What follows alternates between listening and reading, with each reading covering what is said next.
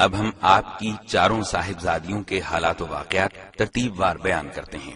چونکہ سیدہ زینب رضی اللہ عنہا سب سے بڑی صاحبزادی تھیں، لہذا انہی سے شروع کرتے ہیں۔ سیدہ خدیجہ رضی اللہ عنہا سے نکاح کے 5 برس بعد سیدہ زینب پیدا ہوئیں۔ اس وقت نبی اکرم صلی اللہ علیہ وسلم کی عمر مبارک 30 سال تھی۔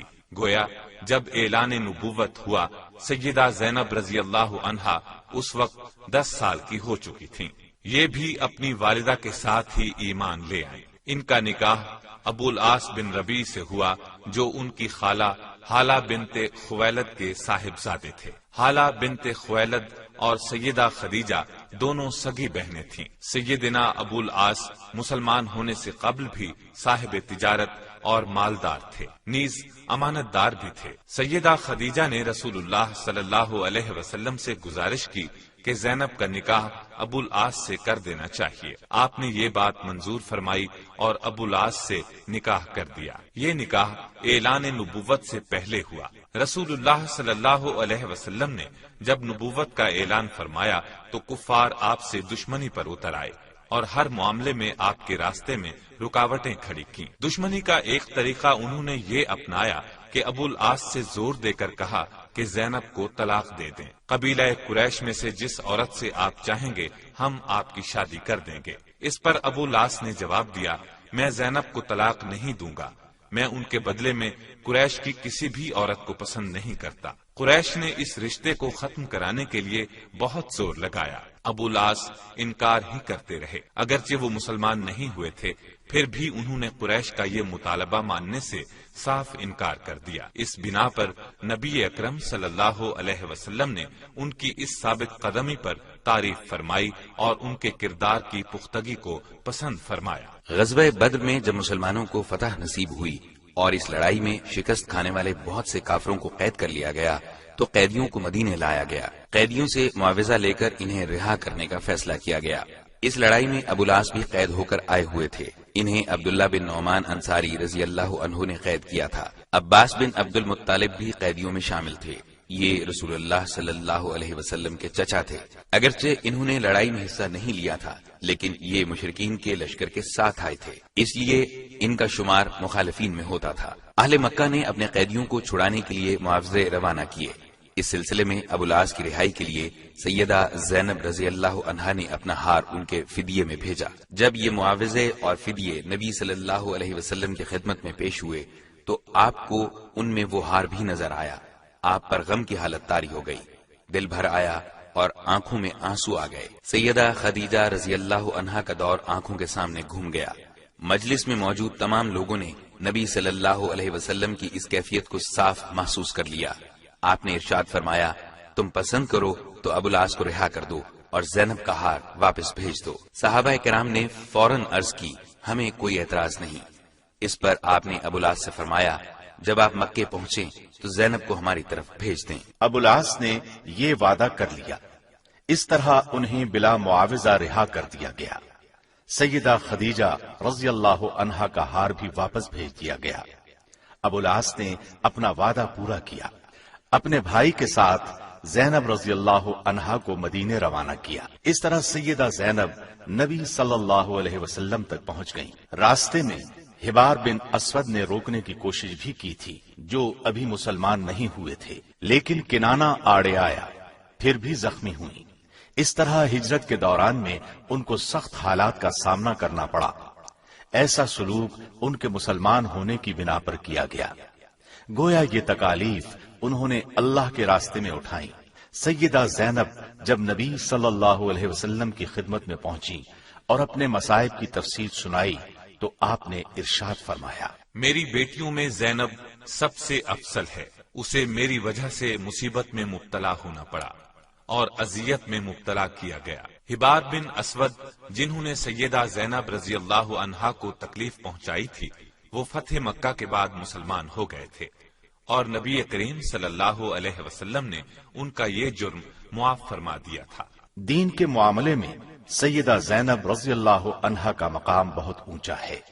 ان کے اس بلند مقام کی خبر بھی خود رسول اللہ صلی اللہ علیہ وسلم نے دی ہے۔ نبی صلی اللہ علیہ وسلم کا یہ فرمان کہ زینب کا مقام بہت اونچا ہے ایک بہت بڑی خوشخبری تھی۔ ان کے خامن ابو العاص جب تک مکے میں رہے اسلام نہیں لائے۔ انہیں 6 ہجری میں ایک تجارتی قافلے کے ساتھ شام کی طرف سفر کرنے کا اتفاق ہوا۔ اس قافلے کو مسلمانوں نے گرفتار کر لیا۔ یہ بچ نکلنے میں کامیاب ہو گئے اور سیدہ زینب رضی اللہ عنہا کے پاس آ گئے۔ انہوں نے انہیں پناہ دی۔ پھر یہ نبی صلی اللہ علیہ وسلم کی خدمت میں حاضر ہوئے اور اسلام لے آئے۔ مسلمان ہونے کے بعد مکے گئے۔ ان کے پاس جن لوگوں کی امانتیں تھیں ان کی امانتیں انہیں لوٹائیں۔ اس کے بعد فرمایا، سن لو میں مسلمان ہو گیا ہوں۔ میں نے اپنے اسلام کا اعلان مدینے میں اس لیے نہیں کیا کہ تم یہ خیال نہ کرو کہ میں نے تمہارا مال کھانے کا ارادہ کر لیا ہے۔ اس کے بعد یہ مکے سے مدینے آ گئے۔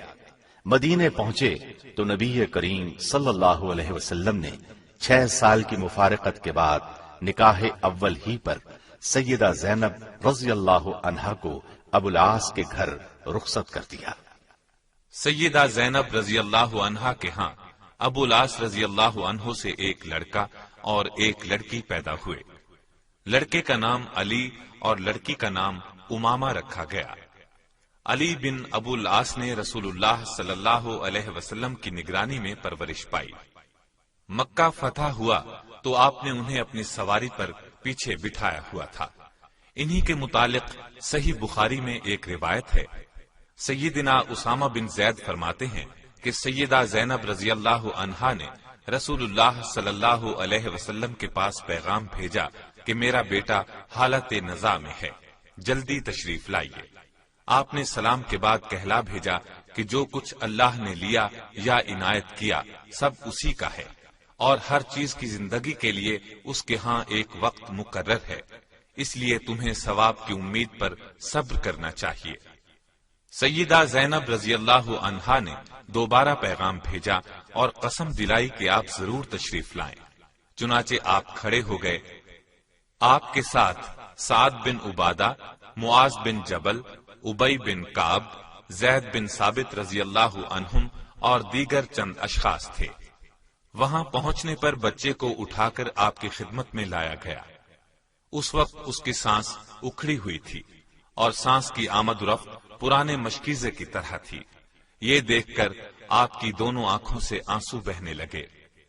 سعد رضی اللہ عنہ نے عرض کیا، یا رسول اللہ، یہ رونا کیسا؟ آپ نے فرمایا، یہ رحمت ہے جو اللہ نے اپنے بندوں کے دلوں میں رکھی ہے، اور صرف انہی بندوں پر رحم کرتا ہے جو رحم دل ہوتے ہیں۔ علی بن عاص کی وفات کے متعلق ایک روایت یہ ہے کہ بچپن میں وفات پائی، لیکن عام روایت یہ ہے کہ سن رشد کو پہنچے۔ ابن عساکر فرماتے ہیں کہ یرموک کے معرکے میں شہید ہوئے۔ سیدہ زینب رضی اللہ عنہا کی بیٹی امامہ بھی نبی صلی اللہ علیہ وسلم کے ہاں پرورش پاتی رہیں۔ صحیح بخاری میں ہے، ابو قتادہ انصاری رضی اللہ عنہ بیان کرتے ہیں کہ رسول اللہ صلی اللہ علیہ وسلم ہمارے ہاں تشریف لائے۔ اس وقت امامہ آپ کے کندھے پر تھیں۔ آپ نے اسی حالت میں نماز شروع فرمائی۔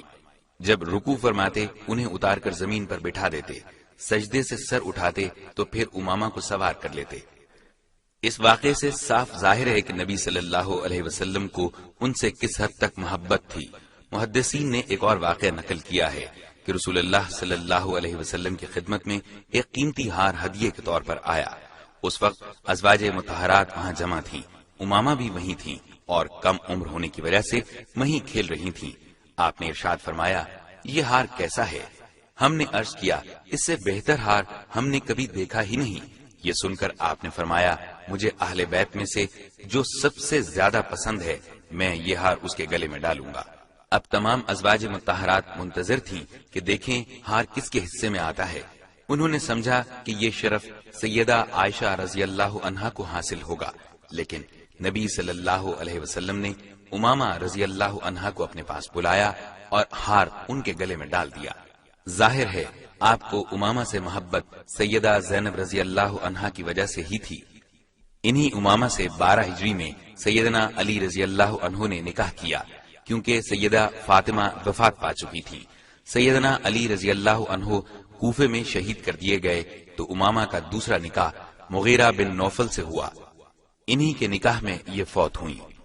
سیدنا ابو العاص رضی اللہ عنہ نے سیدہ زینب کے ساتھ نہایت شریفانہ برتاؤ کیا، اور نبی کریم صلی اللہ علیہ وسلم نے ان کے شریفانہ تعلقات کی تعریف کی۔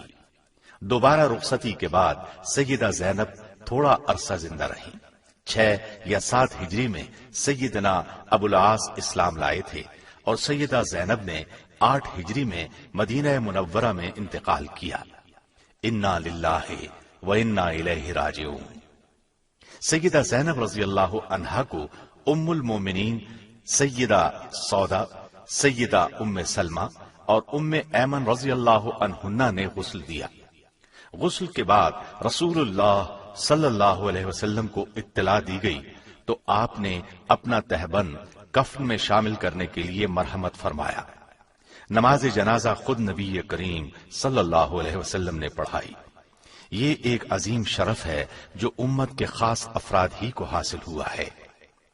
ان کا جنازہ مسلمان عورتوں نے بھی پڑھا۔